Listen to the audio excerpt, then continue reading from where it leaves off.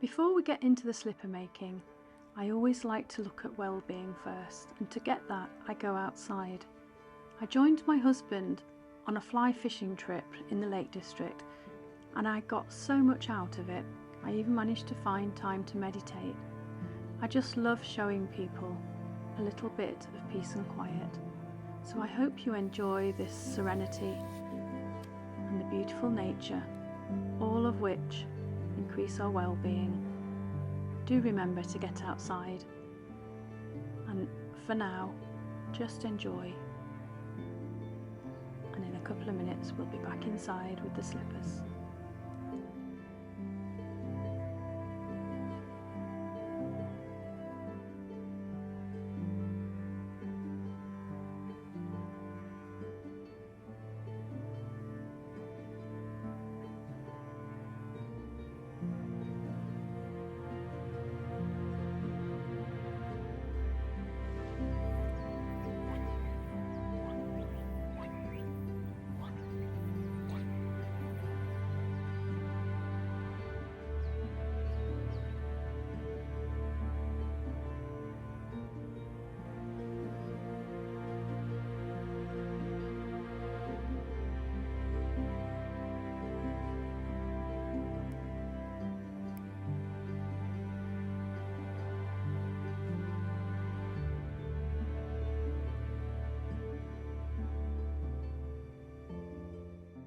And now it's back to slipper making. Back inside, be sure to look at part 1, slipper making first. Now I'm completely bathing my slipper in warm water just to help it get completely sodden, and so that every one of the fibres is deeply penetrated with water. And then I'm just putting some more soap on it. I've actually left it for a while, for a couple of days, and so I'm back here now, and I've just re-wet it because it was dried. It's quite a warm room that I work in, so yeah, re-wetting, re-soaping, re-rubbing. So I'm going to be quiet now and just rub for a few more minutes, taking care to place the net over, because you shouldn't rub the fibres really without a net over, because you run the risk of moving the fibres if they're not well and truly amalgamated. Although this one feels pretty solid now. By solid I mean that it's one piece of fabric now, as opposed to millions of fibres.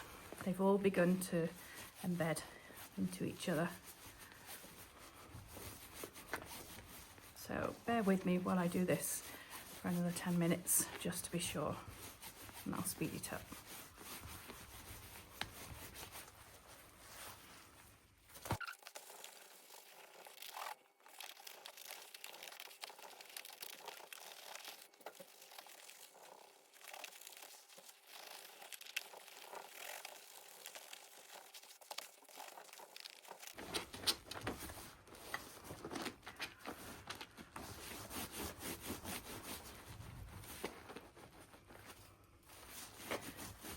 Now I've pressed down on it with all my body weight, making sure that those fibres are well and truly wet.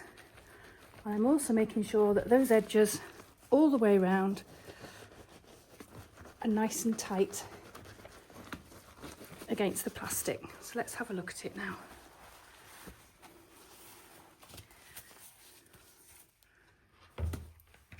I'm just going to put it in the water again. Now this water looks filthy, but it's actually just the natural lanolin coming out of the fibres. No matter how many times you wash the raw fibre, it always looks as if it's quite dirty. Don't worry about that. When you buy them dyed and from a factory, they don't have that anymore. But this still smells like sheep, which is what I love actually. And I'm just making sure here that they're tight because they feel a little bit baggy.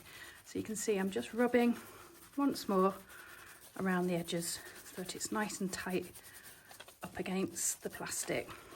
Feels really good in some areas and less so in others, and you'll just have to have a go at doing that. Just get rid of some of this soap, because too much soap just makes it a little bit difficult to roll. So I'll get a new piece of plastic. I'm in my studio and I have plenty here at hand.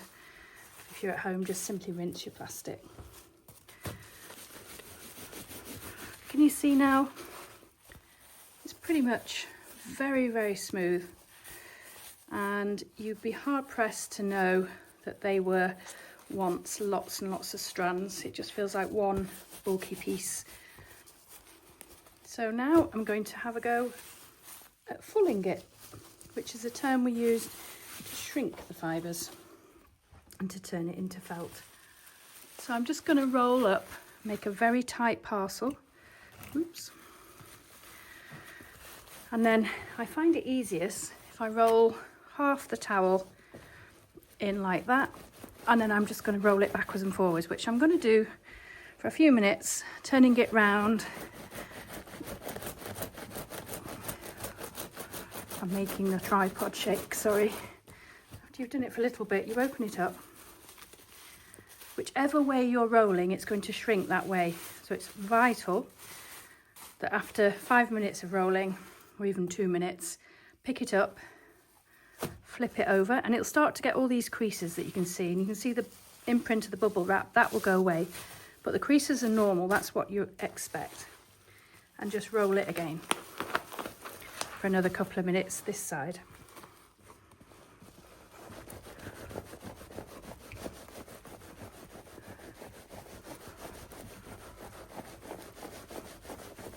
I'll speed it up.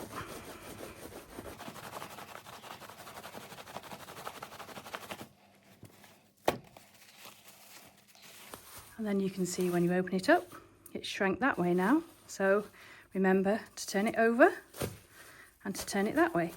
I like to do that, then do that, then do that, then do that. Okay, so it's up to you to remember which ways you need to roll it. Always mindful that whatever direction you're rolling it in, that's the direction it's going to shrink most. This also is dependent on how you laid out the fibres, which is why in the first place we place the fibres in different directions on top of each other,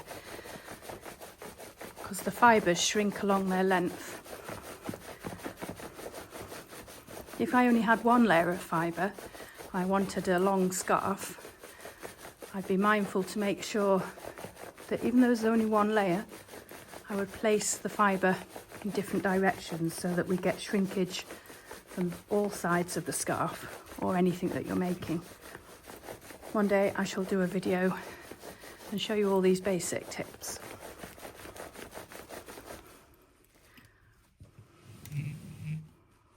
Let's open it up again.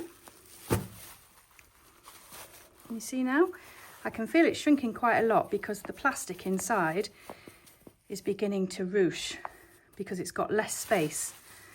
But I can see it's still very long, so I'm now going to do it that way. I'm actually going to do it now without the bubble wrap because it's quite cumbersome with the bubble wrap. But on the other hand, we don't want to get any of these bamboo bits within the fibre. Excuse the dirty old towel, but I only use it for felting, and it does go through the wash, believe me. I'll speed it up again for a couple of minutes.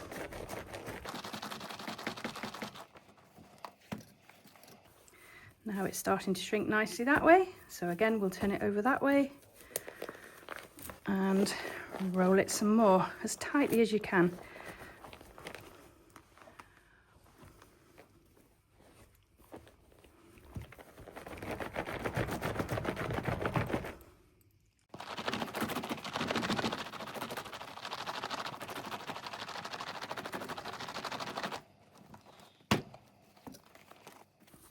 Yeah, I can feel underneath or inside, I can feel the actual plastic rolling at the edge. So it's making like a lip. And the felt is getting more and more ruched. You can see more and more wrinkly. Still feel they're very long, so before I cut into them, I'm going to give them one last roll in this direction. It's not for the faint-hearted slipper making. I'm using a masseuse pose, so I've got one leg in front of the other and keeping my back straight so as not to hurt my neck and shoulders.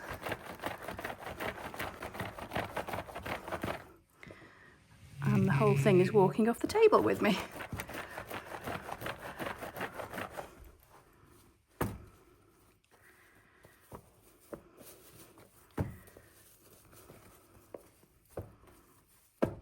I feel pretty confident now that I can cut into these, and then I'm going to start shaping it around my foot.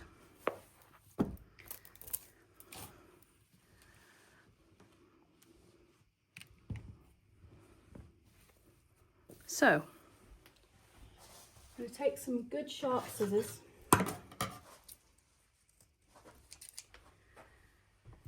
and this is the left foot.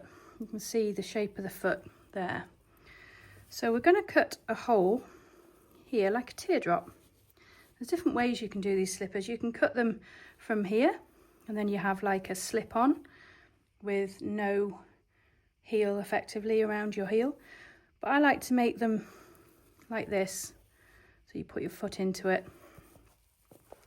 And to do that, you're going to pull the top away from the bottom, which is a little bit tricky.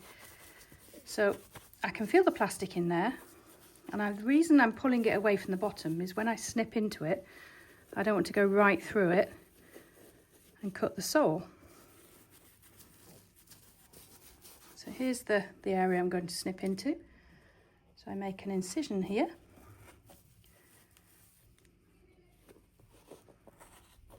And I'm just going to cut a teardrop shape.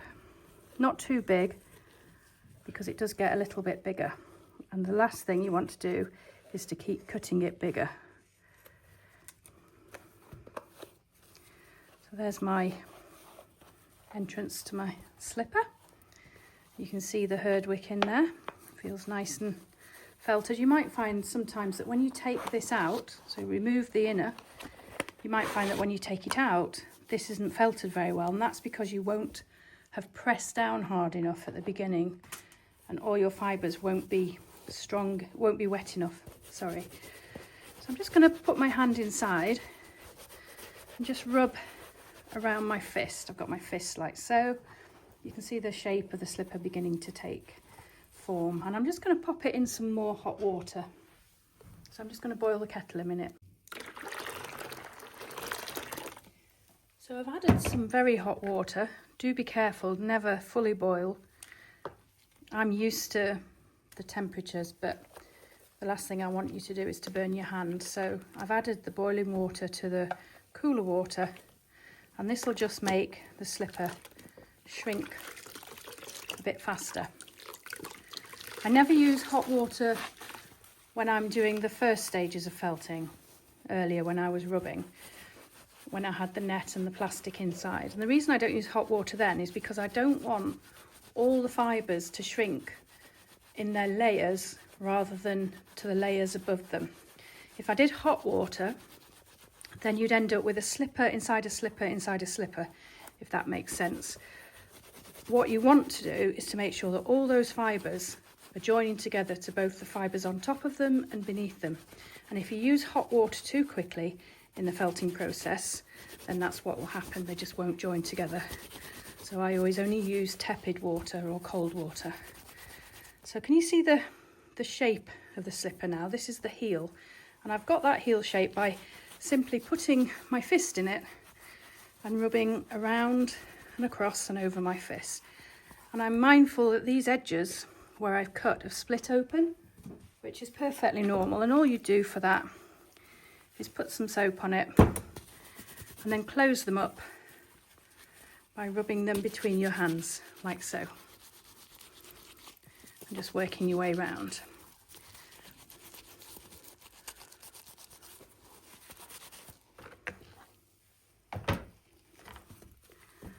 Now at the moment this seems ginormous as a slipper, so I'm just closing these edges, but I shall shrink it a bit more, and then the final stages you shrink it to your foot.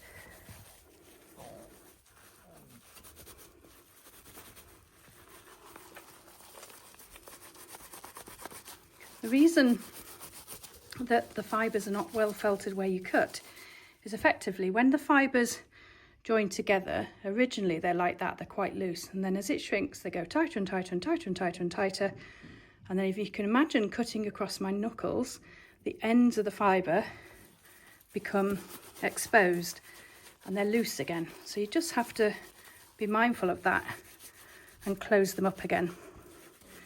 Now don't be alarmed if you think this slipper is ginormous, because there's still a fair amount of shrinkage to do.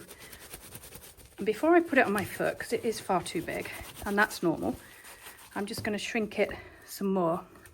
And there's lots of different ways you can do that.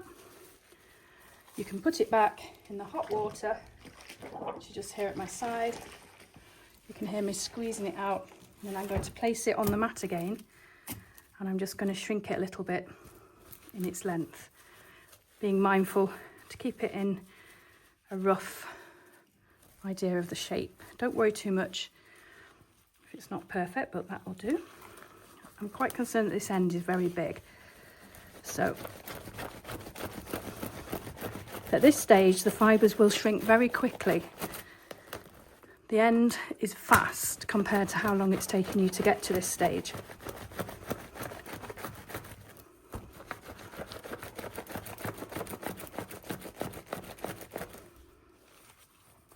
Can you see it's shrunk lots already now? Just a bit of rubbing there where the fibres are opening up again. And then around the edges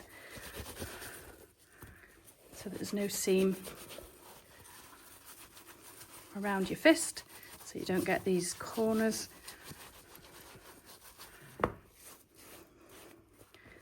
It's getting there, can you see? I'm going to pop it in the hot water one last time, and then I'm going to take off my shoes and just actually rub it on my bare foot. So join me in a moment and I'll show you. Now when I first put it on, can you see how ginormous it is? They're always like that, so don't be alarmed. So the next stage is simply rubbing it around your own foot.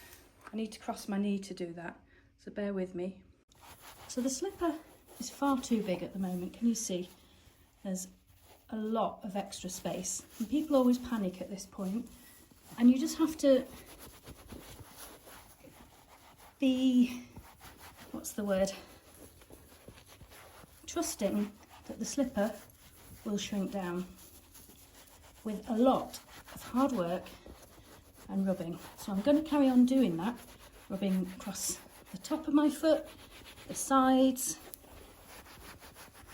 underneath where the sole is, and bringing the heel up like this. You just keep pulling it up and around the foot.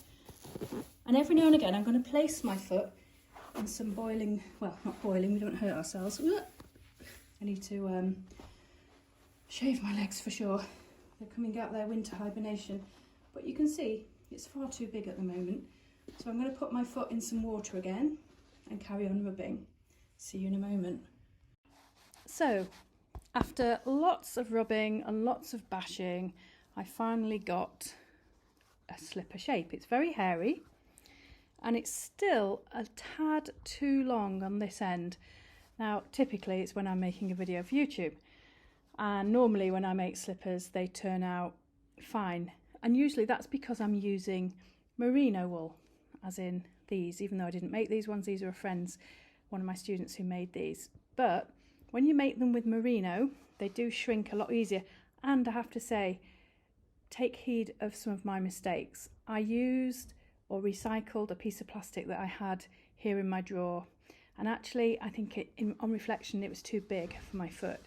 You need just an inch border around your foot when you're drawing out the template, and this one sadly was a bit too big. Now it's nice and formed, and you can hear the noise. It's dense, it's a good shape, So just remember, make sure you don't do it any more than 1 inch too big. And just to make it a prettier shape, I'm actually going to cut here down to here, so it's a bit more like a Birkenstock clog. Otherwise you can keep them like this normally and you'll get a good slipper shape like so. So I'm going to show you how to do that. These are the bits that I've trimmed off. There's quite a substantial amount there, and I've done it a bit at a time because it is quite tough to cut through. It just shows you how you can change the shape quite successfully. So here I am, just in the final stages, and I like to be honest, as I said earlier, and this one didn't turn out quite right in the way that I always make slippers, because it was just that bit too long, and that was me using the wrong size template. So learn from my mistakes and make sure that you cut the right size template around your foot. However, I don't like giving up. So all I've done is I've actually just changed the shape, and I rather like this shape. It's more of a Birkenstock shape. And I just want to show you how by cutting across there, I've got this really rather nice shape of a slipper. And whilst it's wet and it's still got soap on, I've kept wetting it and putting it around my foot, closing up this end.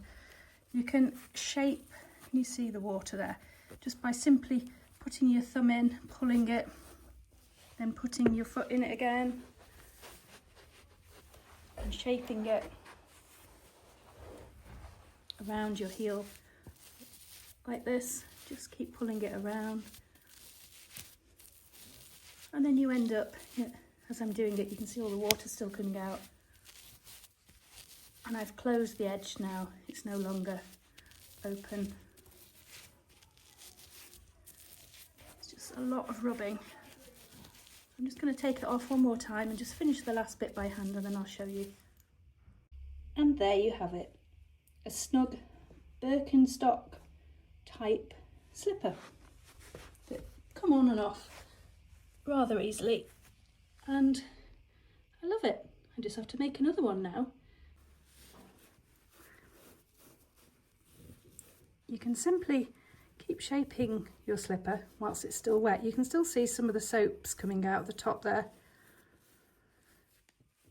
and of course eventually you're going to have to rinse them anyway in some nice warm water, and you just get rid of the last traces of soap, and then you'll have to spend a few minutes again just getting that shape back in the heel area.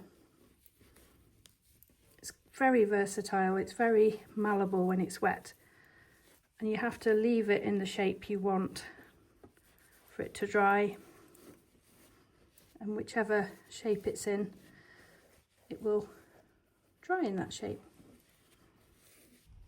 And if you like, you can make an insole to put in these, but this is like a Birkenstock shape now, and it's so comfy and so snug. I'll just pop it on my foot one more time and then you can see. So here we have it, the Birkenstock type slipper. Can you hear it? It's really firm and dense, and that slipper will last me a very long time. I just need to make the other one now because this was a sample purpose, and yes, I only made the one, but when you make them, make sure you make two. If you make one at a time, like I'm going to have to do, they might not be the same size, so it's best to make them equally as you're going along, so you can assess like how much fibre is going on them and you keep them level. So if you've enjoyed this video, I am going to be putting out there an online class to show you some merino wool pixie boots and also some baby booties, which are very sweet and very quick to make. And those online classes will be coming shortly, and you can find them on my website at deborahsfeltstudio.co.uk.